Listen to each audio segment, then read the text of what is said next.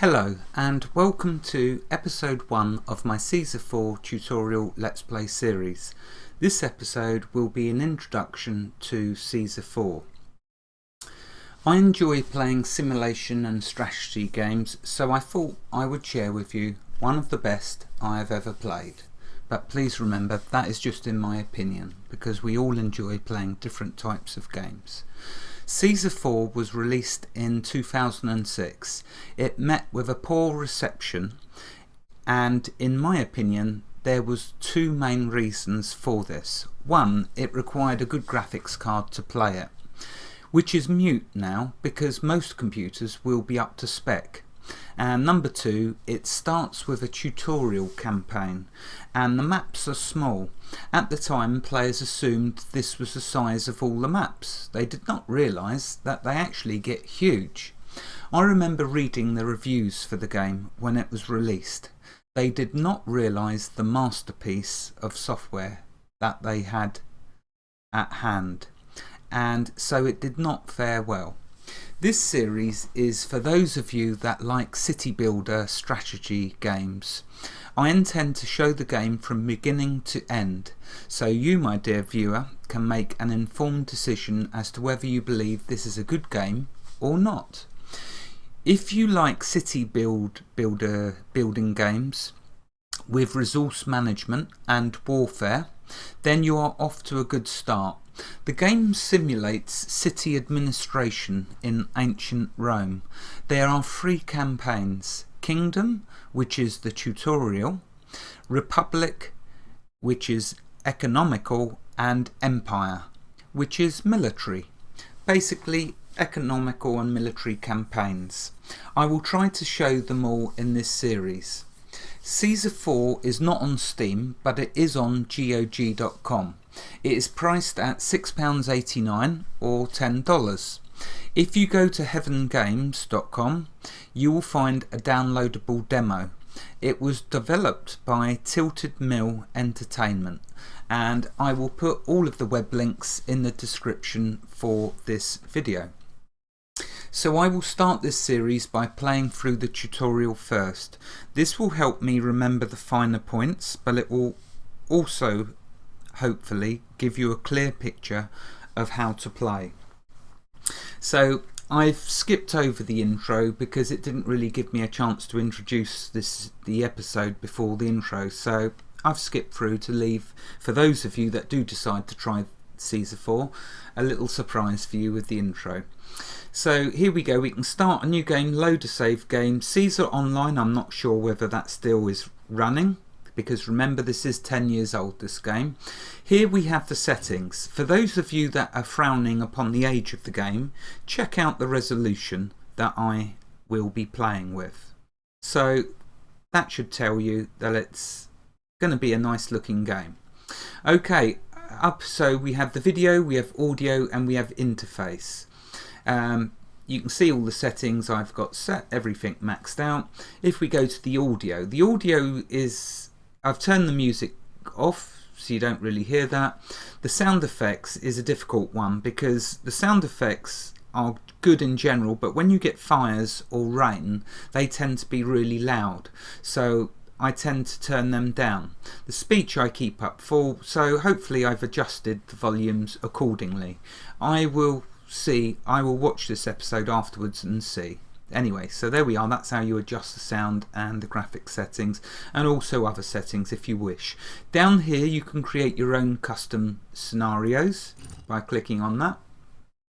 So there you can see, so there's lots of options. We're going to start a new game. Again, you can see here, learn how to play with the tutorial, which is Kingdom. Then you've got Republic, so you can start as a full-fledged governor. And lastly, you've got Empire. In order to do this campaign, you have to complete the Republic campaign, which I think is really cool. So if you want to unlock this part of the game, you first have to achieve completing this one, and I think that's a brilliant idea. Down here you can see you can build a single standalone city, and down here you can build custom campaigns. So we're going to Kingdom. Okay, so let's not start with that name. Let's start with this name and see if it irritates Caesar. Okay, so as you can see, this is where it all begins, and we're going to start in this town. I'm not even going to try and pronounce that. I'm sure some of you can, but I probably would fail. So let's start. Welcome to your first assignment, Governor. What is a great city without people? Nothing. Your assignment, therefore, is to reach a respectable population of safe and happy citizens. Okay, we're going to... Up here you can see the different difficulty levels. I have played this game all the way through on each free and completed it on all three. That should give you an indication of how much I enjoy playing this game and how much fun I get from playing this game. It may not be the same for all of you, but personally this is just an amazing game. Anyway, so I'm going to do this series in normal. Okay, down here, up there you've got the text you just heard. Down here it's showing you the goals for this first tutorial. Basically just to get a population of 500. So let's begin.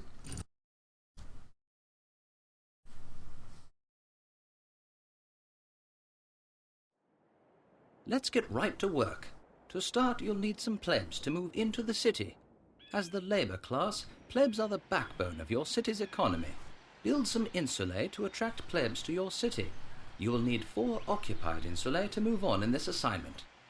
Okay, so let's first get you familiarised with all of what you see, the GUI. And the game will explain it, but I will also explain as well as we go along. So here you see, over here of course you've got tips. Okay, I'll minimise that for now. Over here you've got a mini map of the whole complete map. Here you've got the actual game world itself. Now, like I say, in the tutorial missions, the maps are quite small, which means when you use the right, if you press down and keep pressed the right mouse button, you can turn the camera angle. Now, if you're close to one of the borders, this can cause, like, you can use the middle mouse button to zoom in and out, but if you're close to one of the sides of the map and you're trying to view something, do you see how it tilts the camera up? So it makes it a little tricky. Remember, this is only going to be something that will hinder you just slightly in the tutorials because it's smaller maps, and so you're going to be working a lot closer with the side of the maps. But for this tutorial I'm going to move over here to the middle so we don't really get much of that. Anyway, so you can use the right mouse button by holding it down to turn all the way around. You can use the middle mouse button to zoom in and out. You can move to the edge of the screen to scroll, or you can use the arrow keys, or you can use the WASD keys. Okay, now over here you will see that he's asked us to build 4 insulae. So we're currently in the map Arretium, so I will say it at least once. Okay, and so he wants us to build some insulae. So we left click that, and you will see now that you get the picture of an insulae. Now when it's greyed out, that means it's not going to be built in the correct place. The game will let you place it, but of course it's not going to work. So notice when it touches a road it illuminates. That means it is nearly ready for placing. What you also need to do is press the R key, which will then rotate the building. With some of the buildings it's important to face them the right way. So I will get you into good habits by showing you to press the right key, the R key, sorry, to turn the building and therefore place it exactly correct with the door facing the road, and then just left click. So I'm going to place 8 houses, just like so. Let's zoom out just a little. Now what I'm going to do is I'm not going to worry about turning the screen around. I'm just going to align them this side of the road. You don't have to build your entire city on just the small piece of road that leads into it from the outside world. You can place roads yourself with the Build Roads button. One of the most important things that a Roman city needs is water. The fastest way to get your city up and running is by building some wells so that your people have a place to go and collect their own water. use the water build button to place a well. Okay, so the game's just introduced the next step of the tutorial, which is water. I'll just finish telling you though. So if you don't want to keep spinning the world around to place, remember you can just align it with the building opposite, press the R key, and you know that that building's then aligned up. And then left click. So there we go. That's how you can place without using the right mouse button to turn the screen around. Just use the R key to turn the buildings. Okay, let's place some water next, because if we left click on one of the houses, you will see down here it's showing us now the contents of the item we've clicked on. In this case, one of the small insulae. Here it's telling us that the building will grow if we supply it with these goods. Okay, we're not there yet. At the moment the game is telling us we must supply water, and down here you can see there's a red bucket, meaning that we're not getting any water, and it's telling us that. So what we'll do, we'll click on water, click on the well, we will place the well down, right click to get rid of that, left click on this. So now you can see all decisions are yours to make as you see fit. You also have a group of advisors who can assist you by providing valuable information about the city. Your chief advisor will brief you on the most pressing matters in your city. Further details can be found by consulting the appropriate advisor. For example, the ratings advisor can show you how close or far you are from meeting your assignment goals. Visit your advisors by pressing the advisors button now. Okay, now one of the things that grabs me with Caesar 4, one of the things I love about Caesar 4 is if we now left click on the building, you can see that as you modify the world, excuse me, sorry for that, as you modify the world and add new items, new buildings, new structures, new materials, new resources, they actually affect the buildings, and you can see here by adding that well, this is now giving this building water. Now providing we supply it with food and some basic goods, you will actually see this building change. It will transform into a much bigger building. But anyway, as we progress, I will make a point of showing you that. The game's telling us now to look at the advisors. So as you can see, you are never on your own. All the way through playing Caesar 4, you can use your advisors to help you, but they will not always give you the right advice. The aim of this, one of the aims of this series, as well as introducing you to this beautiful game, is to show you where you can make better decisions than your advisors. After all, that's why you are the person in charge. So let's go to the advisors. Entertainment is scarce in our city. Over here it's giving you a basic overlay of your each different area within the game. Over here is a list of all the different advisors that you see standing over here, up here. So if I left click on the finance, the finances of our city are currently all in order. Which is actually that guy there with the oh my goodness, when you record your mind goes blank, with the counting frame, and I cannot even remember its name. Anyway, over here, so you can see the best way to go through all of your different advisors is to click each Entertainment is one. scarce in our city. So that's the chief telling us about everything. Next is labour. We do not have enough jobs for all of our workers. So you can see that I've placed down them 5 insulae, and that is giving us 350 plebs.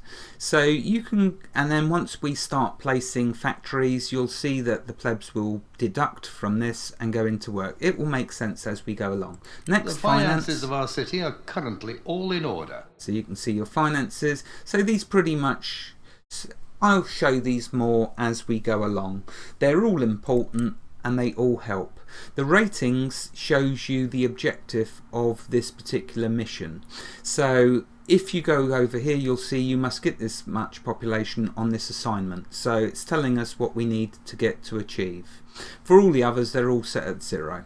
So there we are. That's your advisors. They are all very, very useful. Let's go back to the city. Okay, so we've got our insulae. Some plebs have moved into the city. They will be eager to work, provided you accommodate their needs, so first you'll want to make sure you can feed your growing population. place a grain field on arable terrain by clicking on the Resources Build button. Next, build a grain farm close by, using the same build button. Make sure it is connected to your road system or plebs won't be able to work there. Soon, plebs will take up jobs at the farm. Okay, so what the tutorials just told us is if we click here and we click grain farm, notice the difference between this area with the little flowers, as you can see here, and the rest of the map, which is just grass. You can only place your grain fields over the area with these little plants within it. So let's place 2 grain fields like so, and over here on the next to the road we will place the farm. If I zoom in and show you, you can see that it has a little gate. Again, you can rotate the building by pressing the R key, but I'm just going to place it there next to the road, not far from the grain fields. Okay, then you'll see someone come out and go and attend to the fields.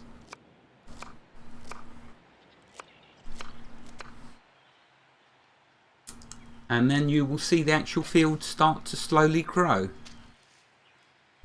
Decorative items like trees, hedges and plazas will make the surrounding area more appealing to residents. They can help to offset eyesores like public works and military buildings. Try placing a few decorative items now. Use the desirability overlay to see which areas need sprucing up. Now, here was the first time in Caesar 4 that I found a game where decorations... Granaries store large amounts of food and help you keep food closer to the people who need it. Build a granary nearby by clicking on the Storage and Markets button and wait for its workers to retrieve harvested food from the grain farm.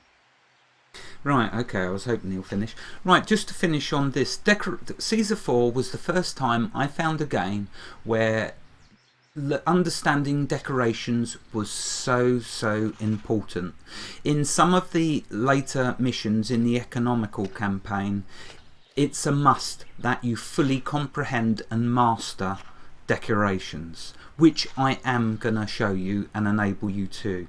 Now at the moment, looking at this, decorations, how do you know anything about decorations? Well, with some of the later citizens that we're going to get to, the equitets and the merchants, they won't move into a house unless it's in a nice enough area. With the plebs, they don't really care much. They'll move into a tent if you put a tent down for them. But as you get to the more upper class citizens, they start to get a bit picky and a bit choosy. Okay, so you have to give them a nicer area to live in. How do you know how nice an area is? Well, if I minimize that and if I go up here to overlays, you will see that we can set the choose desirability, and it tells us dark red shows very undesirable locations, dark green shows very appealing locations. So if I left click on that, you will see now the world and you're seeing the desirability. This over here is telling us it's undesirable. Why? Because I've placed these fields here. But the fields do not matter, because what we can do, oh no, I have to keep that open, so let's keep that there. Let's go to decorations. Let's show you with a small tree. So if I click small tree, click that again to remove it. Now watch what happens as I start placing the small trees around these insulae. See the area becoming nicer, as denoted by the colour changing. The lighter green it gets, the more pleasant it is for the people to live here. So as you see, this has such a fantastic way of being able to increase the desirability, which is crucial for later on when you want to build better buildings and make more money from your richest inhabitants, which we will see later on. So there we are, that's a little about desirability. I will be showing you that fully later on, as you'll see it's necessary to win some of the missions. Okay, so that was the desirability. Next it was telling us about the granary. So let's go here, markets and storage, and build a granary. The granary, again, I like to always face the right way. If we do the R key, that's the front of the building. So let's place it. Now you will see the food carts, or the carts. Well done. Your budding town is producing grain and storing it in a granary. All you need to do now is distribute it to the residents of the city. Build a food market somewhere near the homes of your plebs, but also near the granary. Market workers will retrieve food from the granary, then shoppers will visit the market to obtain food for their homes. So there you go. You can see that the carts went out to the farm next door, grabbed the food, brought it back, and you can see as the food gets added and removed from your granaries, you'll actually see the produce within there, and I think that's really cool. I mean, I know in today's day and age with gaming you'd expect this. This game was just years ahead of itself. It was such a fantastic game. Okay, so there we are, we have the food. Now the game's telling us we need to build a food market. So let's show you placing at an angle. So we'll click food market, and we're going to place it here between the granary and the houses. We're going to do the R key, and then bring it to the side of the road, and then place it. So there we go. Now you will see the carts go from the food market to the granary. By the gods, a fire has broken out. If you don't handle this matter soon, the entire city will be reduced to ash. Prefect offices send out labourers to put out fires and deal with criminals. Build a prefect office by using the government build button. Fine Roman architecture must be properly maintained as well. Over time, signs of wear can begin to show on buildings, and eventually they may even collapse. Build engineers' posts to prevent this travesty from happening. You will need at least one active engineer's post and prefect office in order to move forward in this assignment. Okay, so let's quickly build them. I always put my prefect offices and engineering offices right at the side of the map on the road. That way they're going to travel the whole distance within their range for all the buildings that they're responsible for.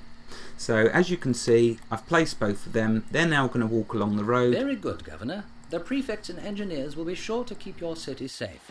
Remember to consult your ratings advisor for the requirements to complete this assignment. Yeah, so you can see that not only did they tell us the building was on fire, because this was the tutorial, the game did that. When you're playing a normal campaign, this will happen. If a fire rages, you'll get the option to just go there. And as you can see, they didn't get there in time. Why? Because I was talking for too long. Is that a major big deal? Not at all. We just click on here, clear land, click the building. Once it's finished smoking, I guess, there you go, it's gone. And then just click another one. No big deal at all. Okay, so there we go, put the building back down. Now in this first episode I want to complete this first mission, so what I will do now is place more buildings so we can meet the objective. That should now give us enough to get 500 plebs. Okay, if we go to the advisors and if we go to the population, Living standards in our city are discouraging immigration. okay, and let's go back. So we've got total 250, which is showing us just there. So now it's just a case of waiting for people to move into the city. The reason they got very disgruntled as well is because they didn't have any food. But now they're getting food, so they're happy, or will be. Down here you can see their happiness level. Just with this icon here. So as you can see, they're content. That's good enough. Over here, these icons will tell you whether, their work, whether they've got enough work, whether they're getting enough money. You can adjust their wages, which we will be doing at some point. And here, the taxes, which is something, again, we can adjust, is adjustable, which we'll get to. Down here you've got the different speeds of the game. This is slow, this is normal, this is fast, and you can pause the game at any point. Whenever I start a new map, a new campaign, a new mission, I pause and put in place the infrastructure necessary, the most basics for dealing with fire, collapse, water and food. That way you don't get your plebs leaving and not coming back. And there you go. Rome, you have established quite a nice little farming village. As you move ahead in your career, always remember that every city in your charge will need these basic things in place if it is to survive and prosper. Now it's time to move on to your next assignment. Your career looks quite promising. Okay, so that's the first episode. I'm sorry if it's been very long, and I hope you've enjoyed it. Wherever you are in the world, God bless you and keep every last one of you safe. Thank you for watching and have a fantastic day. And I hope to see you in the next episode. Goodbye.